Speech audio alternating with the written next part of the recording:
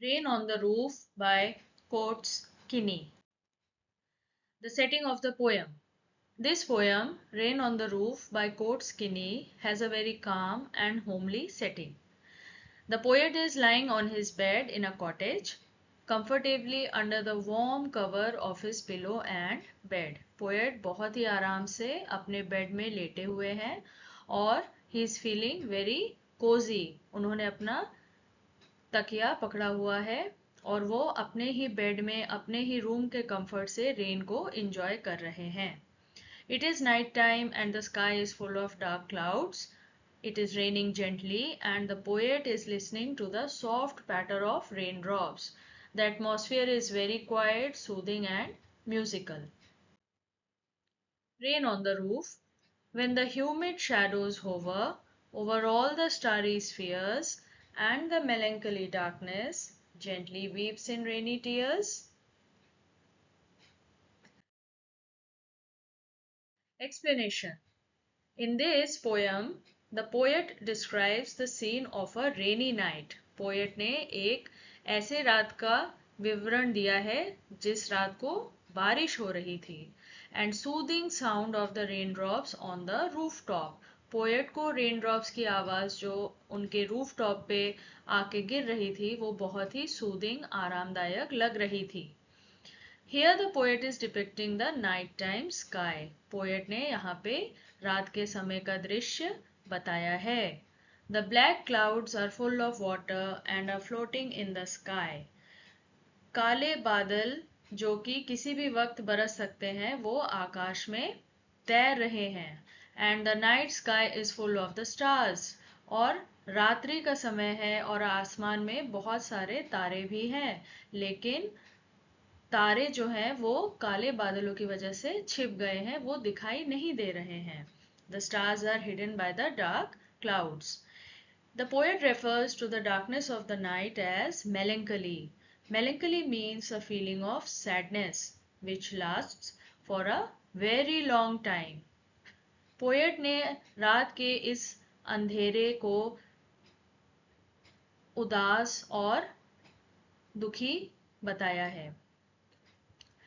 This darkness is created because the clouds are blocking the stars. ये अंधेरा बादलों की वजह से ही उत्पन्न हुआ है क्योंकि बादलों ने तारों से आने वाली हल्की सी भी जो रोशनी है जिसको ग्लिमर कहते हैं उसको भी ब्लॉक कर दिया है.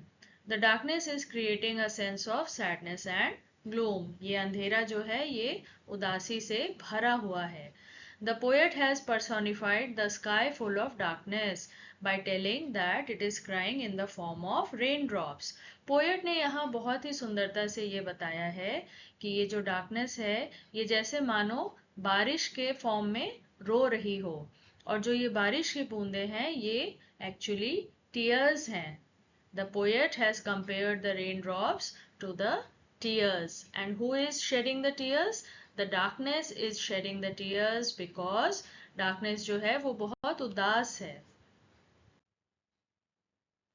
Next we have what a bliss to press the pillow of a cottage chamber bed and lie listening to the patter of the soft rain overhead. Explanation. The poet tells that it is a blessing. ये बहुत ही आनंद और खुशी की बात है to be in the comfort of his home while pressing his pillow and listening to the rhythm of the rain. कि वो अपने ही घर के कंफर्ट से अपने ही घर पे रहकर कोजी रूम में रहकर वो बाहर हो रही जेंटल बारिश का आनंद ले पा रहे हैं. As he is lying in his bed, he enjoys the rhythm of the raindrops. Now, what the poet is enjoying, he is not only enjoying the visual of the rain, but he is also carefully listening to the rhythm of the raindrops. This is very important. If we mention the word rhythm of the raindrops, it will clearly imply that the poet is carefully listening to the patter of the raindrops. बारिश की बूंदों का टपकना और उनसे जो आवाज उत्पन्न हो रही है पोएट उस आवाज को रिदम के रूप में एक मेलोडी के रूप में अपने रूम से इंजॉय कर रहे हैं, साथ में वे उस बारिश को देख भी रहे हैं. He finds comfort and joy in listening to the soft and gentle raindrops from his cozy bed.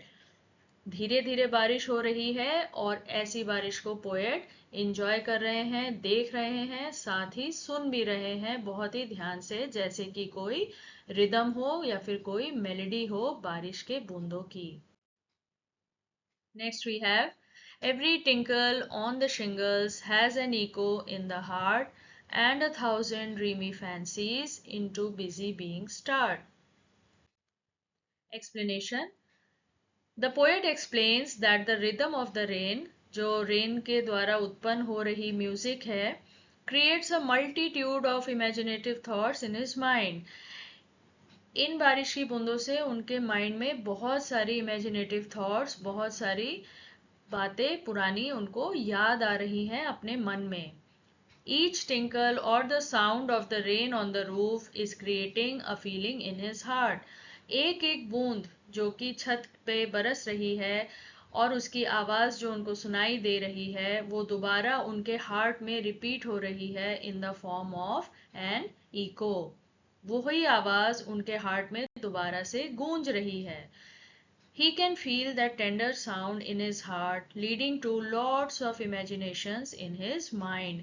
उस आवाज को वो अपने हार्ट में भी फील कर पा रहे हैं. Next we have, and 1,000 recollections weave their air threads into woof, as I listen to the patter of the rain upon the roof. Very beautifully a picture has been given here where we can just imagine how the poet must have been watching the rainfall and he must have been thinking. Explanation. The poet explains that these thoughts and memories are described as a patchwork, suggesting a mixture of different memories and experiences from his past life. बारिश को देखते देखते poet जो हैं वो अपनी past life की बातों को रिकलेक्ट करने लगते हैं और ढेर सारी बातें, ढेर सारी यादें आपस में मिलकर एक पैचवर्क तैयार कर देती हैं अलग अलग मेमोरीज का, अलग अलग एक्सपीरियंसेस का.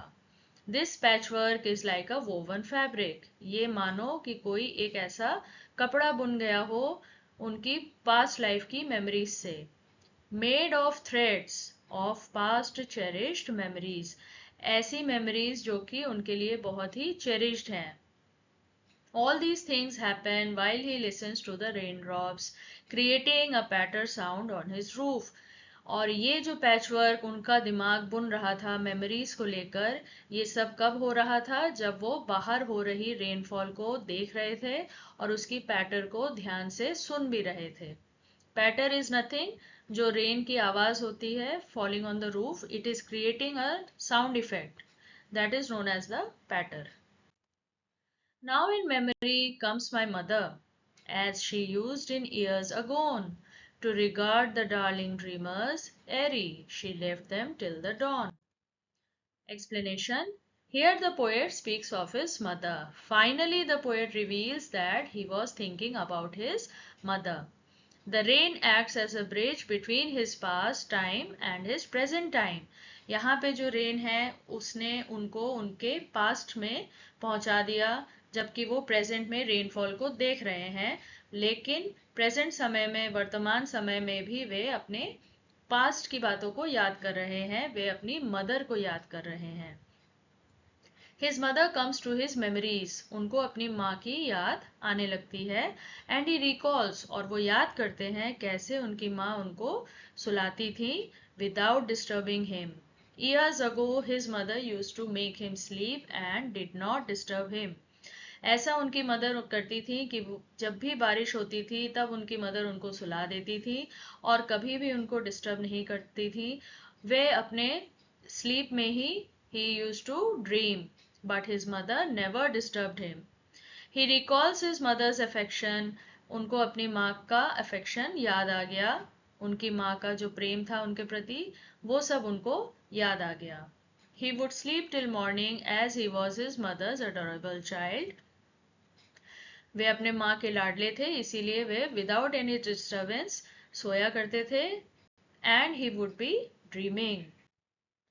Oh, I feel her fond look on me. as I listen to this refrain, which is played upon the shingles by the patter of the rain. Explanation. The poet tells us that he can feel his mother's affectionate gaze on him. उनको अपनी माँ की प्यार भरी झलक उनके ऊपर उस चीज का उनको एहसास हो रहा है while he was asleep due to the rhythm of the raindrops. बारिश की बूंदों से क्रिएट हुई रिदम या फिर मेलोडी से उनको अपनी माँ का प्यार याद आ जाता है, कैसे उनकी माँ उनको प्यार से देखती होंगी जब वे सो जाते थे. She never used to disturb him while he was asleep. Now here the rain is acting as a bridge because poet can recall all the memories from his past while feeling the raindrops in the present from inside his cozy home. He keeps on listening to the raindrops falling on the roof. He is filled with nostalgia and warmth, recollecting all the comforting moments he spent with his mother. वे पुरानी यादों में खो जाते हैं इस वर्तमान समय में रेनफॉल की आवाज़ को सुनकर और उनको अपनी माँ के साथ बिताए हुए सारे कंफर्टिंग मोमेंट्स, सारे प्यार भरा समय याद आ जाता है. He spent with his mother by the falling raindrops again and again. He recalls all the comforting moments he spent with his mother. एक child अपनी mother के साथ spend किए हुए समय को कैसे recall करता है when he is now a grown up man. This is what the poet has conveyed in this line. Thank you.